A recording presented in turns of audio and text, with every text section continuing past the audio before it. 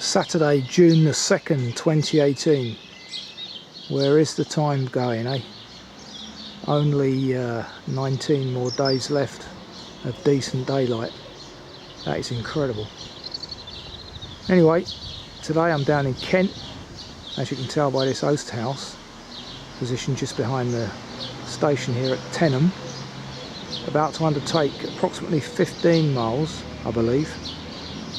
Whether I do that or not is another story. To Faversham. So nice mix today of orchards and coast along the Saxon shore path. Weather's mixed.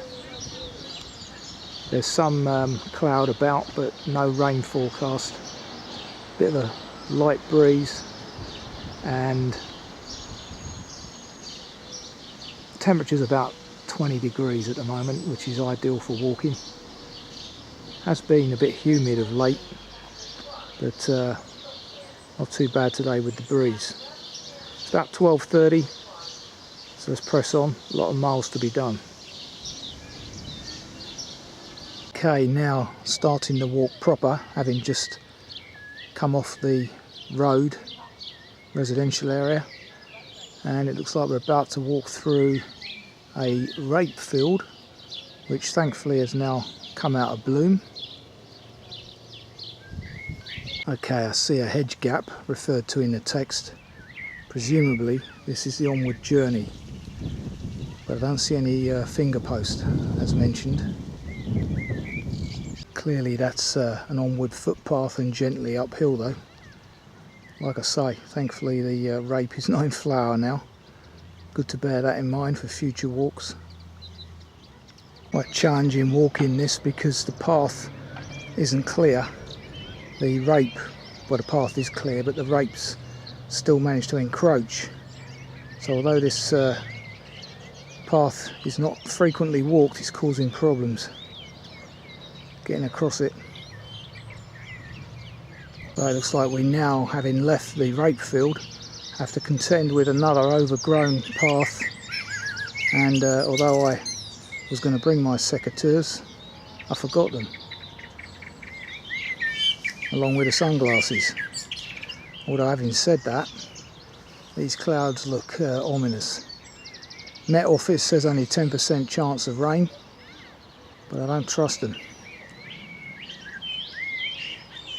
Plenty of bird song down here, and plenty of bird life flying out of the rape, which is interesting. Didn't think birds were particularly enamoured with it, but there you go.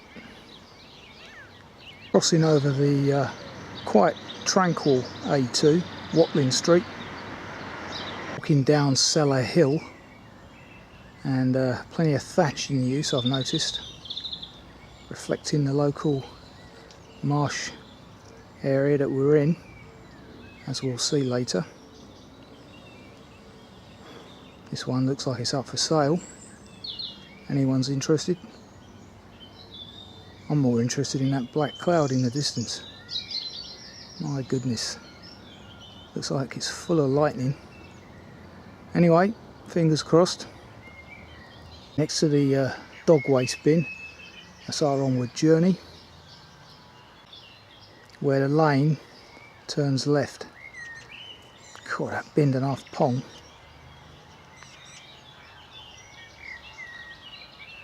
Envy them sheep, their coats.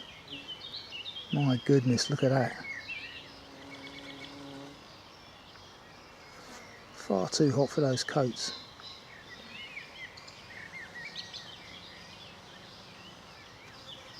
Nice row of poplars ahead. Shame they couldn't have disguised the phone mast as one though. Particularly as they're going to be an irrelevance, seeing they're not too distant with G5. Mind you, they can't even get G3 sorted out yet, never mind G5. Sorry, 3G. So here we go, 40 metres, we emerge into a large arable field ahead of us there, and worryingly there's been a slight temperature drop and the wind's picking up. All Mother Nature's signs are of a downpour shortly, so that goes against the Met Office. Hope Mother Nature's wrong. She seldom is though. Onward path is clear. This could be quite a challenge in the wet spring and the winter months. Underfoot, that is. I've got 60 metres of road walking through the hamlet of Boggle. Here is the supposedly easily missed footpath on the right, with the concrete path, wire fence, and what it doesn't mention, which is unusual, is this tyre, what looks like a tractor tyre encased in concrete. That would have been the good defining marker point. Here we have classic Kentish scenery, an orchard. Can't tell at this point if it's apple or pear. They were apples because on the right we have this pear orchard. On through this wooden squeeze gate, which has potential to be overgrown by the looks of it. Soon find out. This hedge looks like it harbours another classic Kent product, cob nuts. I might be wrong, but it's either cob or hazel, I think.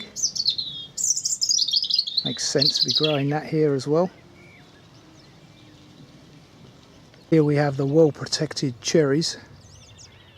Do love cherries. They'll be here with us shortly. Not a very long season, mind. A couple of weeks of bliss and then they're gone. Not sure if you can see that, but I think that's a lesser stag beetle there.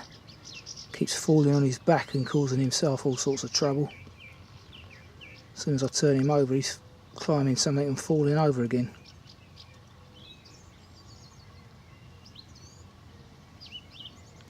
Reaching the metal squeeze gate 450 metres later, and that was reasonably overgrown with potential to only get worse during the summer. So bear that in mind, Kent County Council. Okay, just reached the village of Linstead, where I was planning on having my lunch. If I can find the little chapel marked on the map.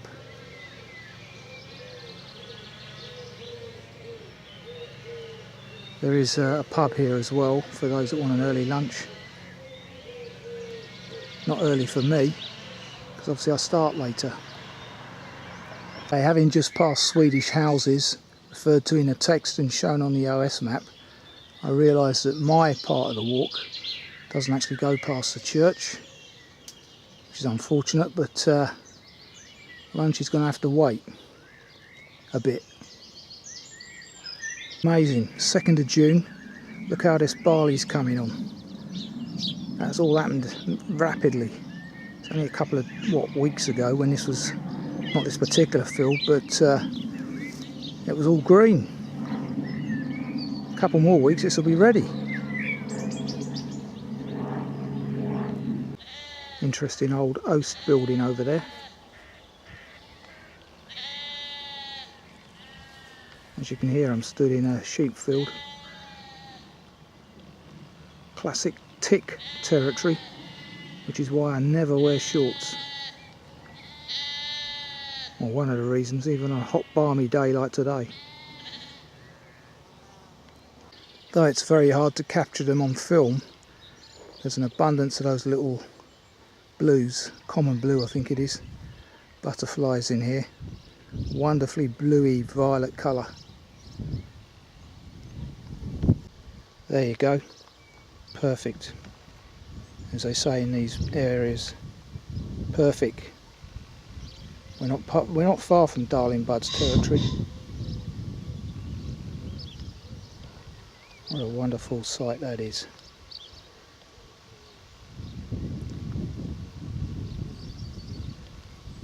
Not sure what plant he's on. Campion? Don't know. So here's the next easily missed footpath marker after 40 metres. Back from that lane I've just climbed from Bumpit House. Morning shortcut joins us from the left there. Our onward journey's right, as it now turns out to be pleasantly sunny again.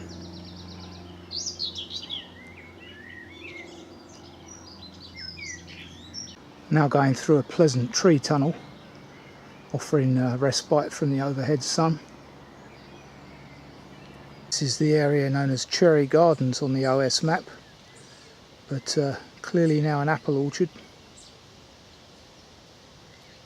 Pleasant grassy path we're following. Classic occupier of orchards. Chaffinch singing there.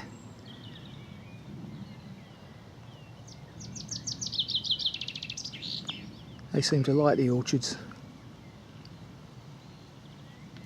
Wonderful row of spreading chestnuts here. A couple of weeks ago they'd have been covered in probably pink blossom. Just that little bit too late for that. Now that's interesting. Just beneath the first chestnut, I don't know what this is, PB May 18, looks like 69. So almost to the month.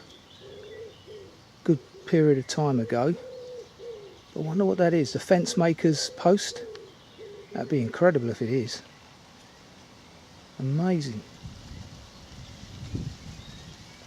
This fence has stood all that time. 150 years, isn't it? Almost. Yeah. Okay, at this juncture, although the text refers to a fenced-in grass path, I think the farmer has given us clearance here by the bleaching of the, or the weed killing use of the clearance of the field here to carry on along the field edge. Fence is broken as well and overgrown, so let's do that. Interesting football pitch as England play Nigeria tonight in a friendly.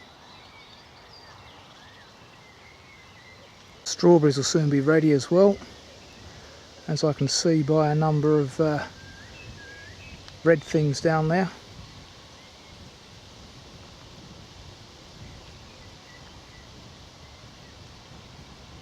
Yeah, one or two in there, usually ready for Wimbledon.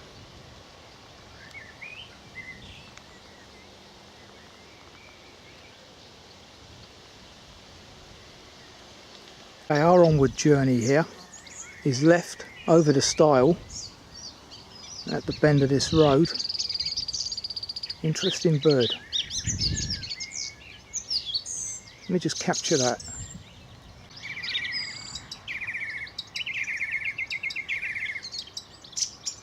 Wonderful song thrush, I believe.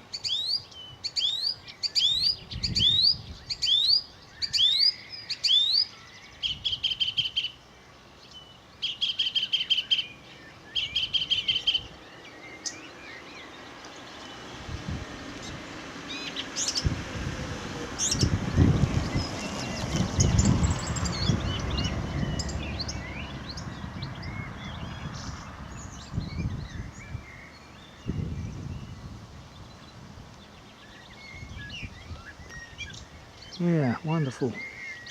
Great songster.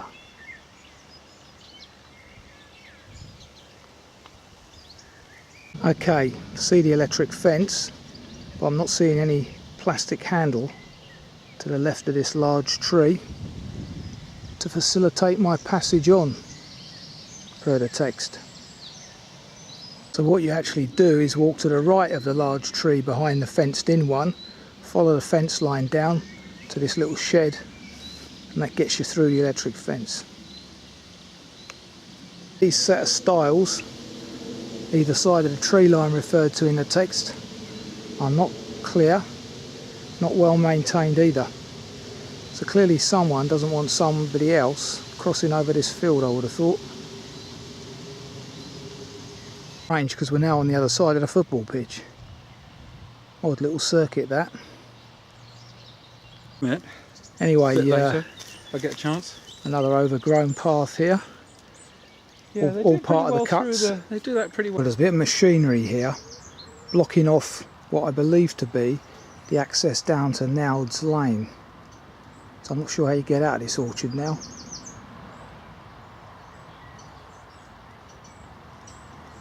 Let's follow the hedge down and see what happens. There is a footpath marker here. This is obviously the way out. That over there on the right is the field I walked through earlier, the field of rape. Gave us a few problems. Just about to go through a kissing gate now. Having crossed the busy A2. It was a lot busier, it seemed, at this point than the earlier point. Albeit it's the same road. As I've said before, do like these kissing gates. So simple, practical, plenty of room in them. Great. Another very overgrown section of footpath there, almost unpassable. Those secateurs would definitely have been useful today. Ridiculous this. Yeah, buzzard. Dear, dear, dear me. This is horrendous.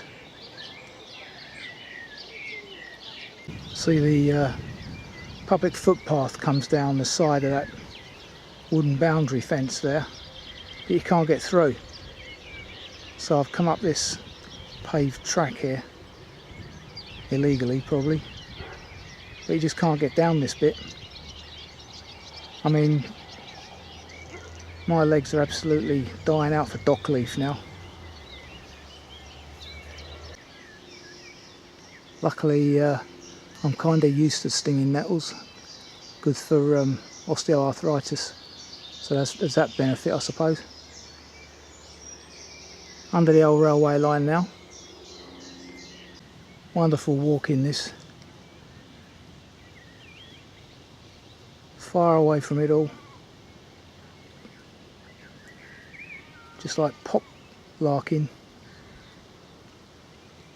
St Mary's, Teynham up there. A pre-conquest Minster church apparently. Would have been a good stop for lunch, but I'm not in that direction.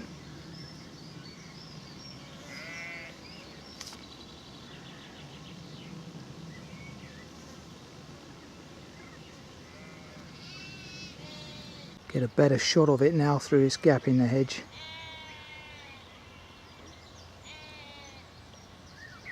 Lovely coloured roof, possibly made from local produce. This area is well known for its brickwork back in the day. There's another fine view of the church, quite a large church.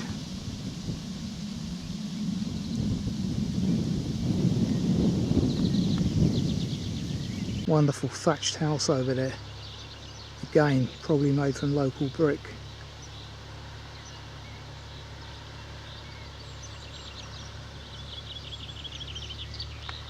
Interesting, I noticed we're on something called the Swale Heritage Trail here, but I don't know, looking at that, which direction you're meant to go in. There's a third side elevation.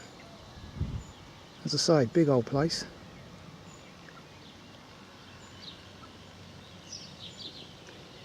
Interestingly, this rape field hasn't yet matured.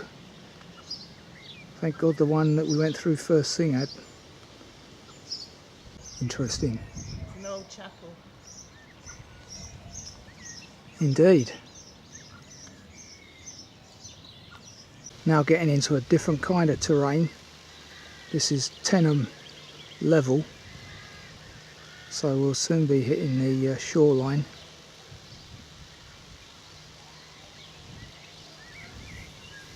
As evidenced by the masts of boats out there in the distance.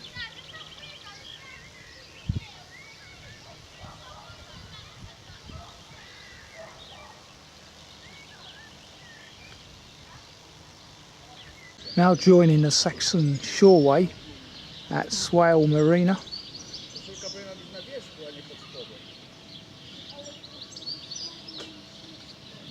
Continuing on past these newly built houses. I think I remember seeing these advertised in the Evening Standard many years ago. The recommended late lunchtime stop, the ship in at Konya.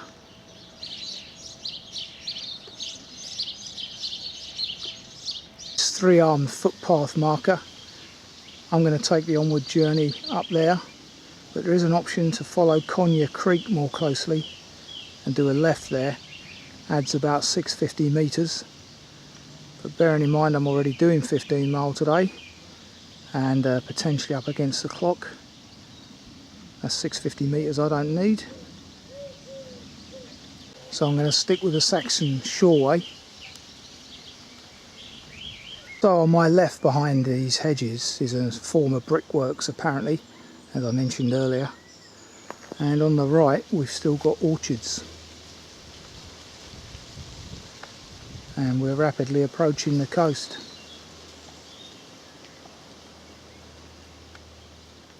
Now on the seawall, with the Swale estuary ahead of me, and the Isle of Sheppey somewhere distant as well.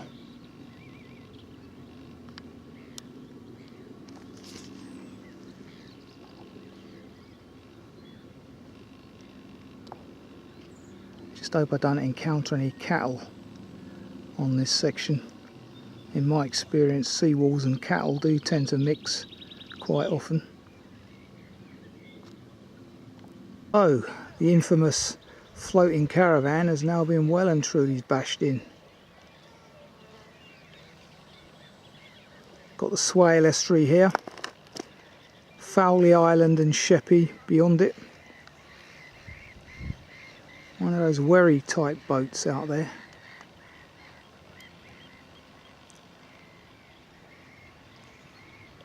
Interesting walk this, because you've got two completely different environments. A bit like the Norfolk Broads in a way. Not the Broads, the North Norfolk coast walks.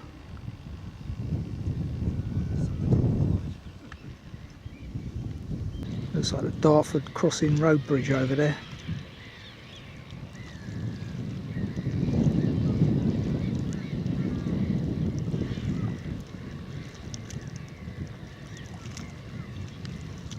I've only ever been on it once. That was enough.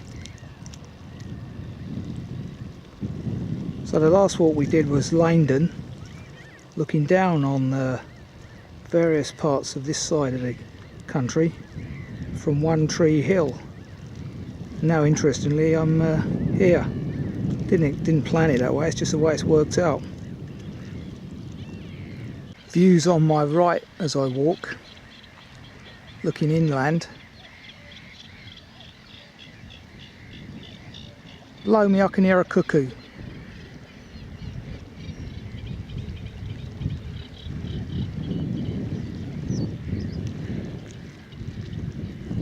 That's the third different location this year. I wouldn't call that an increase, but that is good news. They're clearly on their way home now. 6 weeks have been done. Invasion of nests undertaken.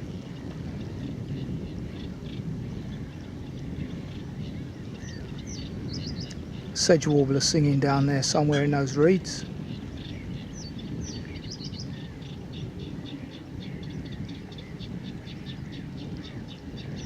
And I've just seen a little egret and a large tern, not the little tern but one of the larger ones. Can't remember what they're called. Classic example of the plastic problem that we currently have. I see they're undertaking research in the Galapagos Islands, try and find out how it's affecting nature in a pure environment. Clearly not pure though, because there's plastics floating around all over that island as well, or those islands. Absolutely scandalous. Cruise liners have got a lot to answer for here. just chuck it overboard. Okay, amazingly it's 4 o'clock, so I need to have something to eat, and this seems like an appropriate place. Utilising these steps, I think, as a seat.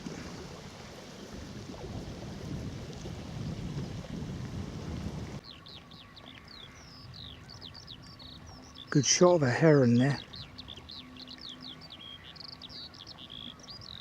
calling out to something, possibly a chick in the dike, not sure.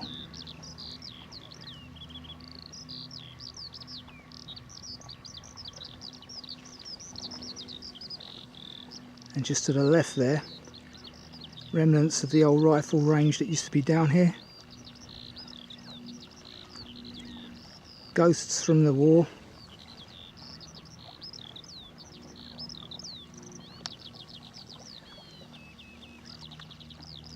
Just in front of that, you've got a pair of swans. Are they Buicks with the orange beaks? Can't remember.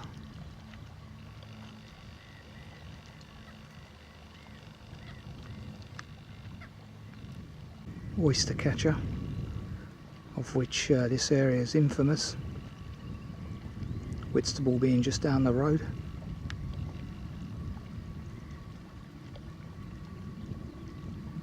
Like I said earlier, interesting variation of wildlife today. Very pleasant walk this.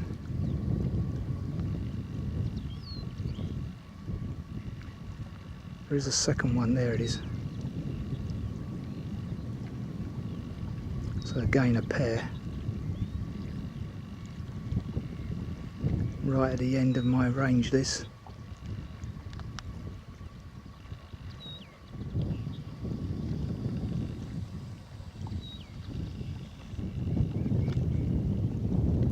The Isle of Harty ahead of us there. Used to be separate to Sheppey at one point apparently, but is now joined up.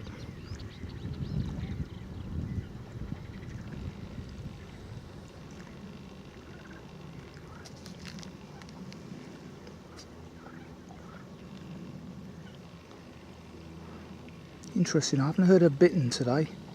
Might have guessed this would be a appropriate area for them. Probably not reedy enough. Whitby, sorry not Whitby, Whitstable. Not sure why I said Whitby. Anyway, that's the home of oysters.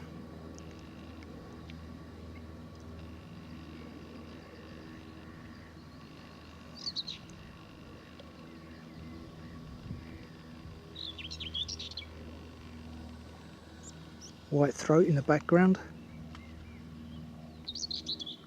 There. Loads more wartime memorabilia over there. Incredible.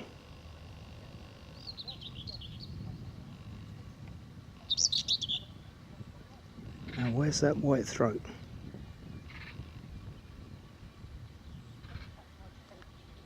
No, can't see him. Apparently that's an old brickworks, not military. So I've just read. So I got that wrong. Having said that, jet just old wartime bomber just flies overhead. The old jet is for the brickworks, apparently.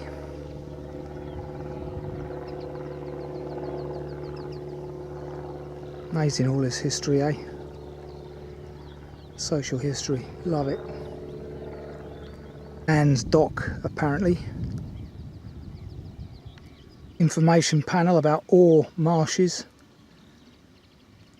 Wildlife, Kent Wildlife Trust. And over there on my right you do have remnants of the military. Loads of old pillboxes.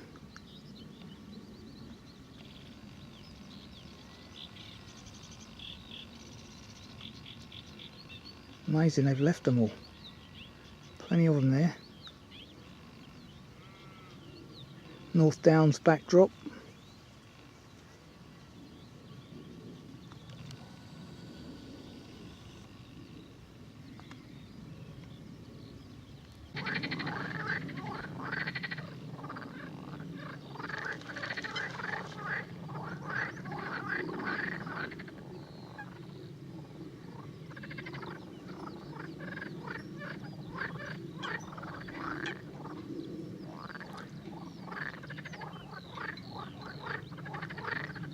That is a sound I've never heard before. I wonder if it's corncrakes or something, because I haven't seen them before either. Water rail, something I haven't seen before, because I just don't know the sound. It's amazing.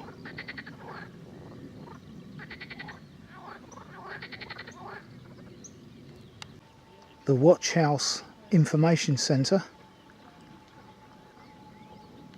apparently is the site of the former Hearty Ferry, which they're talking about resurrecting, I hear.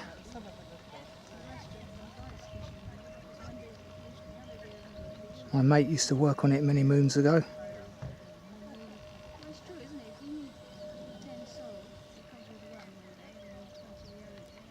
Probably the old ferry boathouse. Can't swear to that. Google it.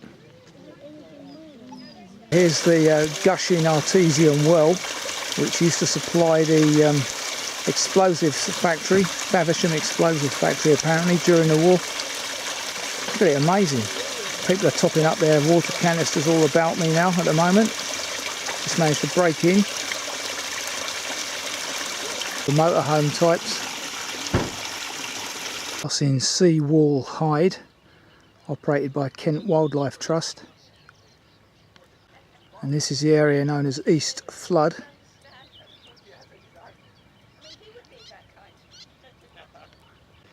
Black-headed gull. Well, that's it. Yes, her only friends are. Got this swarm around my head. Have you got them? Yes, I've got a house. It's midges. Yes. They're like. The pylons absolutely ruin the skyline. Right across, as far as you can see. Right onto Whitstable. Such a shame. Should have put them underground in the first place. I think they've done that in the Irish Republic. Certainly don't recall seeing too many over there.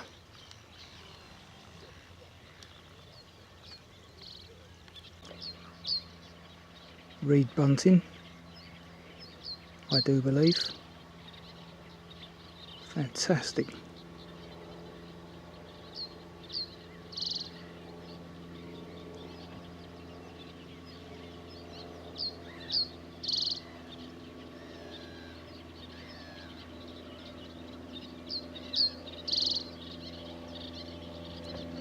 Plenty of bird song around here. Mainly sedge warblers. Another grey heron.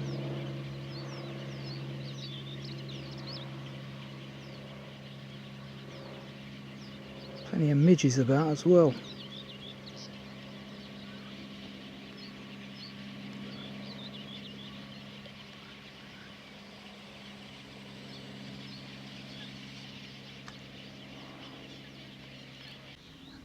Over the sluice.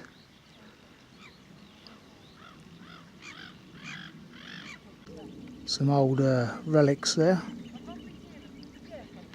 So here we have the confluence of the Ore and the Faversham on the left, the Ore on the right creeks. Just make out St Peter's Ore up there on the hill.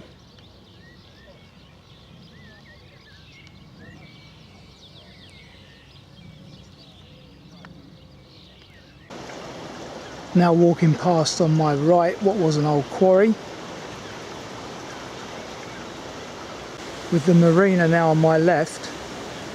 And I've just interestingly read that Bob Geldof lives around here somewhere, and interestingly there's a load of loud rock music of the kind I like coming from over Davington Priory Way.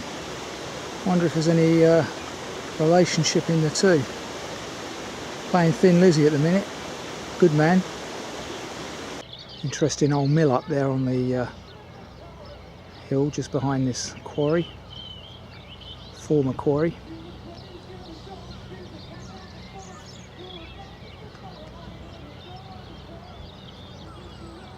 What's today? June the 2nd. I wonder where the festival is, because there's plenty of music coming from yonder. Have to check that out. So I'm assuming that's Davington Priory, aka home of Mr. Geldolf. And the rock music could be coming from Mount Ephraim. Ephraim has a festival every now and again. Might be today.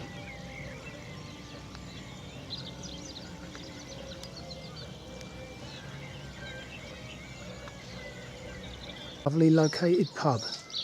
The Shipwrights Arms, Hollowstone. Brilliant.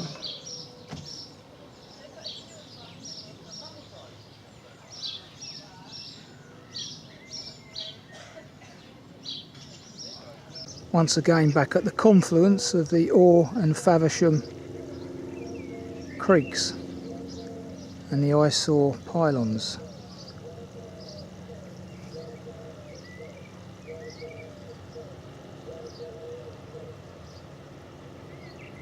It's an amazing little pub, that. Good little tea time spot with a nice garden to the rear.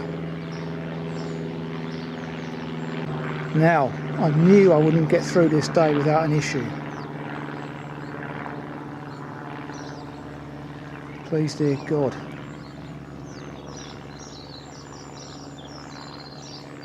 Okay, I'm not going to do the extension that's offered, extra mile around the seawall, because quite clearly that's probably where the bull is, and they're quite close to the seawall, and they can just clamber up on it by the looks of it. So I'm sticking with the main walk, which is still going to be a 15-mile effort anyway. There was an old order there extending the closure of the path anyway until 7th of April 2018, but clearly we've gone beyond that now and it's open for those that are bold enough. Approach the fringes of Faversham. I've taken a slightly different variation to the written text, simply to avoid that bull and company. I've come via Ham Farm, somehow managed to find my way on ZF5 footpath, which I think joins up with the main route described in the text shortly anyway. Fingers crossed. Somehow I've managed to get myself on track. Here we are, Two Creek Circular Walk. I'm still next to the creek here on my right with its nice Dutch style houses. Approaching the Albion Taverna, so I'm definitely on track now. Wonder how the football went. Find out shortly. Tide is well out as we approach the Shepherd Neame Brewery.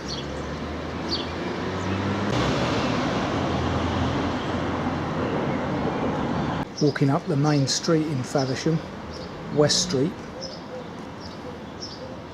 Just done 15 miles recorded, according to my pedometer. My GPS. Old ways die hard here. Very interesting clock tower and building. I wonder what that's all about. It's the Guildhall building by all accounts.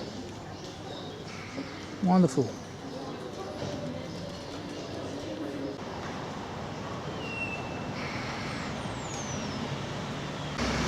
Pretty old, eh? And that says what it was.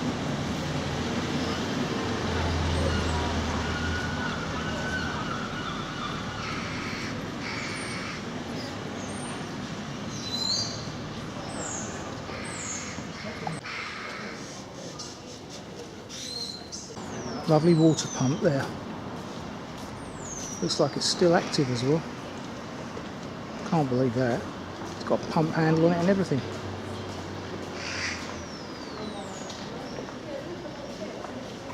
There we are. 15.5 miles and 6.5 hours later. Back at Faversham. Ready to jump on a high-speed train back to St Pancras. That was a very good walk. Very good because lots of variety. Brilliant. Weather held out. So highly recommend that walk. 299 completed.